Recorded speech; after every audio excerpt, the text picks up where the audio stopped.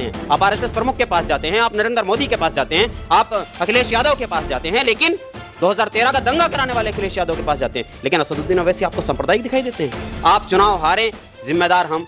केजरीवाल चुनाव हारे, जिम्मेदार हम। आरजेडी चुनाव हारे, जिम्मेदार हम। समाजवादी चुनाव हारे, जिम्मेदार हम। राहुल गांधी चुनाव हारे, जिम्मेदार हम। तो आपके हारने के जिम्मेदार हम हैं, तो फिर जीतने का भी हमें बना लो ना, गठबंधन में ले लो, हमें क्या दिक्कत है। एमआईएम चुनाव नहीं लड़ रही है आसाम में, बल्कि एमआईएम ने समर्थन किया है बदरुद्दीन अजमल को, ताकि वहां मुसलमानों की क़यादत मजबूत हो, उनकी एक मजबूत आवाज वहां से निकले। और अगर आप कांग्रेस के इशारे पर ये सब बोल रहे हैं, कांग्रेस के इशारे पर लेटर डाल रहे हैं, तो सुन लीजिए, कांग्रेस वो पार्टी है कि जिसके मुख्यमंत्री को छोड़ के सारे मंत्री बीजेपी में जाकर के शामिल हो गए।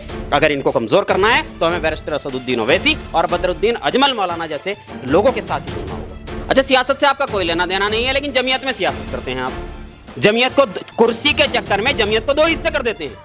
वो जमीयत जो हमेशा से एक होकर के आई थी और उस जमीयत ने मुल्क के लिए काम किया था, आपने अपनी कुर्सी बचाने के लिए, अपनी कुर्सी बनाने के लिए अलग अलग कर दिया उसको। एक के जिम्मेदार चाचा बन के बैठ गए, एक के जिम्मेदार भतीजा बन के बैठ गए।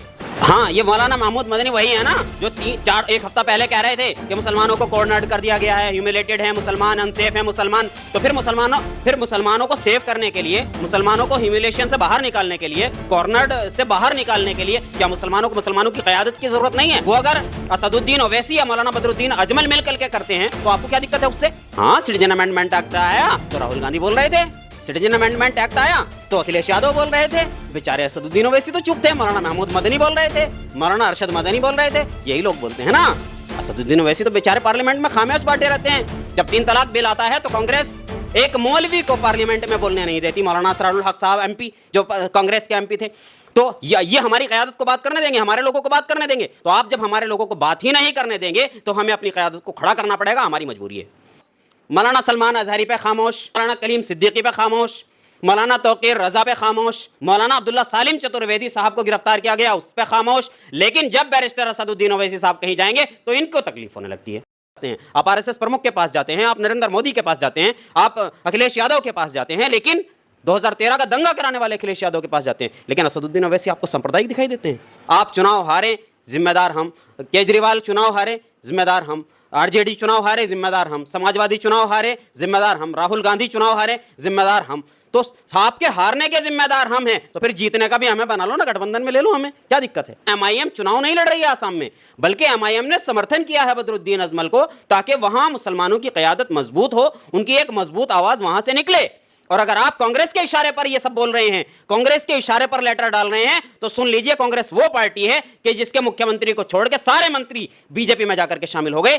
अगर इनको कमजोर करना है तो हमें बैरिस्टर असदुद्दीन ओवैसी और बदरुद्दीन अजमल मौलाना जैसे लोगों के साथ ही जुड़ना होगा। अच्छा, सियासत से आपका कोई लेना देना नहीं है, लेकिन जमीयत में सियासत करते हैं आप। जमीयत को कुर्सी के चक्कर में जमीयत को दो हिस्से कर देते हैं। वो जमीयत जो हमेशा से एक होकर के आई थी और उस जमीयत ने मुल्क के लिए काम किया था, आपने अपनी कुर्सी बचाने के लिए, अपनी कुर्सी बनाने के लिए अलग अलग कर दिया उसको। एक के जिम्मेदार चाचा बन के बैठ गए, एक के जिम्मेदार भतीजा बन के बैठ गए।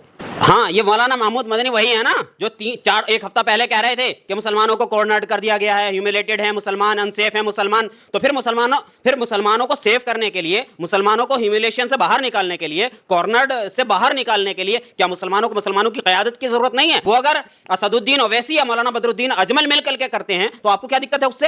हाँ, सिटीजन अमेंडमेंट एक्ट आया तो राहुल गांधी बोल रहे थे, सिटीजन अमेंडमेंट एक्ट आया तो अखिलेश यादव बोल रहे थे, बेचारे असदुद्दीन ओवैसी तो चुप थे, मौलाना महमूद मदनी बोल रहे थे, मौलाना अरशद मदनी बोल रहे थे, यही लोग बोलते हैं ना। असदुद्दीन ओवैसी तो बेचारे पार्लियामेंट में खामोश बैठे रहते हैं। जब 3 तलाक बिल आता है तो कांग्रेस एक मौलवी को पार्लियामेंट में बोलने नहीं देती, मौलाना असरारुल हक साहब एमपी जो कांग्रेस के एमपी थे। तो ये हमारी क़यादत को बात करने देंगे, हमारे लोगों को बात करने देंगे? तो आप जब हमारे लोगों को बात ही नहीं करने देंगे तो हमें अपनी क़यादत को खड़ा करना पड़ेगा, हमारी मजबूरी है। मौलाना सलमान अजहरी पे खामोश, मौलाना कलीम सिद्दीकी पे खामोश, मौलाना तौकीर रजा पे खामोश, मौलाना अब्दुल्ला सालिम चतुर्वेदी साहब को गिरफ्तार किया गया उस पे खामोश, लेकिन जब बैरिस्टर असदुद्दीन ओवैसी साहब कहीं जाएंगे तो इनको तकलीफ होने लगती है।